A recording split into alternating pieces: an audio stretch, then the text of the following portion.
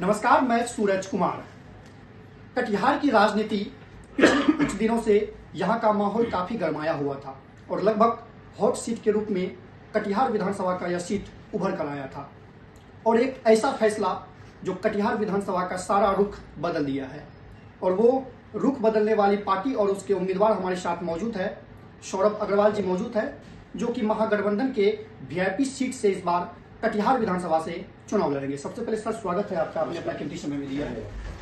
Sir, ऐसा आपने Dubai से शिक्षा ग्रहण किया है और आप अभी चुनाव में उतरे हैं, क्या कुछ कारण रहा है सर? देखिए, मैं 2010 में ही अपनी MBA डिग्री दुबई से करके आया हूँ और तब से मैं कटिहार में ही रह रहा हूँ और कटिहार में ही व्यवसाय कर रहा हूँ। और इधर मेरे दादा के टाइम से मैं समाज सेवा अपने घर में देखते हुए आ रहा हूँ। मेरे माता पिता भी उसी चीज़ को आगे बढ़ाए हैं और मैं भी अब यही चीज़ चाहता हूँ कि हमारे आगे पीढ़ी जो मेरे माँ ने आगे बढ़ाई है, तो हम भी उसमें आगे बढ़ के समाज सेवा में एक पूर्ण रूप से हिस्सा लें।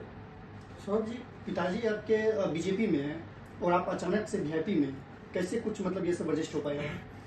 देखिए, ये सवाल बहुत आती है, पर मेरा सिर्फ यही मानना है कि राजनीति में लोग को सेवा के भाव से आना चाहिए और दल से उठ के जो लोग, जो व्यक्ति उनके बीच रहे, उनकी बात सुने और जात पात का बात नहीं करके उनकी बातों को सुन के रख के उनकी मामलों को आगे रखे, उन्हीं को चुनना चाहिए। देखिए, विधानसभा क्षेत्र में घूमते हैं, जनसंपर्क अभियान चलाते हैं, लोगों से मिलते होंगे, तो लोग आखिर भरोसा किस पे करें? आपके पिताजी के अनुभव वाली राजनीति पर या फिर आपका जो स्टार्टिंग वाली राजनीति है उस पर भरोसा करें?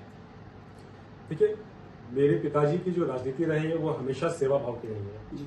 वही चीज मेरी माँ की रही है और मुझे भी उसी का लाइन पे काम करना है कि मुझे सबका बात सुन के उनके समस्याओं का हल देना है।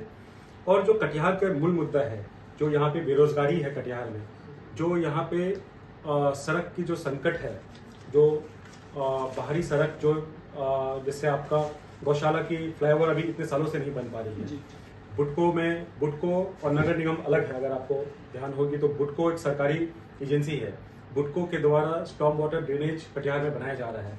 वो स्टॉर्म वाटर ड्रेनेज काफी टाइम से बन रहा है और बहुत धीमी व्यवस्था में है, तो वो काम जल्दी क्यों नहीं हो रहा है? उस पर एक्शन क्यों नहीं होता है? कोई भी सरकारी काम करने की एक सही सीमा होती है, तो उस सीमा के पार उस पर एक्शन लगकर लोगों को उसका निदान क्यों नहीं मिलता है? तो एक और सवाल है आपसे कि आप बीजेपी में भी शामिल हो सकते थे, फिर आप वीआईपी में शामिल हो गए हैं, टिकट का चाह था या फिर विचारधारा बदला आपका? देखिए, विचारधारा तो सिर्फ एक है कि जनता की सेवा करना है एंड युवा पीढ़ी को एक युवा नेता चुनना चाहिए एंड युवा के साथ हमें देश को और शहर को आगे बढ़ाना चाहिए और शहर के जो मूल मुद्दे हैं उन्हीं पे फोकस करके हमें राजनीति आगे बढ़ानी चाहिए। जैसे कि पिताजी आपके बीजेपी में काफी लंबे अरसे से रहे हैं और आप अचानक वीआईपी में शामिल हो गए हैं, तो कुछ सलाह भी लिए होंगे घर से या फिर पहले से ही आपका उनसे मिलना जुलना था? नहीं, देखिए, मैं वीआईपी पार्टी में अपनी प्रोफाइल काफी टाइम से दे रखा था, क्योंकि ये सीट परंपरागत राजद की रही है और यहाँ पे महागठबंधन ने इस बार वीआईपी के खेमे में ये सीट गई और हमारे नेता मुकेश सहनी जी ने ये धन्यवाद कहता हूँ कि इस लायक समझा कि मुझे ये मौका दिया गया। अच्छा, जब आप लोग घर में बैठते हैं, दो पार्टी के लोग एक ही घर पे एक ही छत के नीचे रहते हैं, तो किस तरह का पार्टी विशेष किसी तरह का चर्चा होता है आप लोगों में? देखिए, घर में हमारी ये कोई चर्चा नहीं होती है। हमारा सिर्फ आदमी अच्छा काम कैसे करे, सिर्फ यही चर्चा होती है और घर में बहुत प्यार भरा माहौल है। तो पिछले लगभग काफी लंबे अरसे से आपके जो वर्तमान में विधायक है तारकिशोर प्रसाद, जो कि बिहार के डिप्टी सीएम भी रहे हैं, काफी बड़ा उनका छवि भी है, काफी लंबा अनुभव उनके पास, और आप इस बार नए चुनाव में उतरे हैं, तो किस हद तक फेस करना पड़ेगा उनको?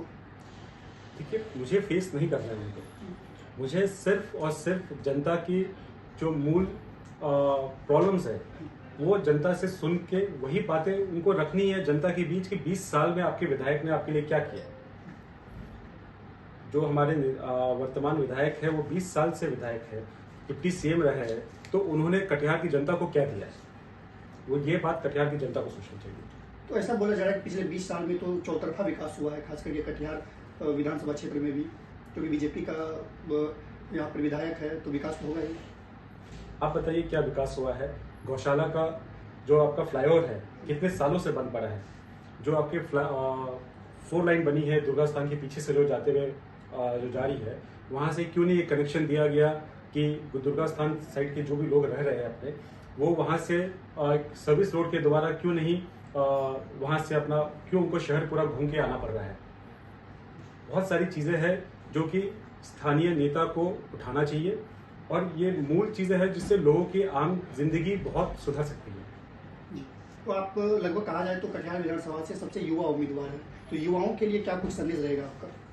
ये युवाओं के लिए यही संदेश है कि अपना फ्यूचर खुद चुनना है।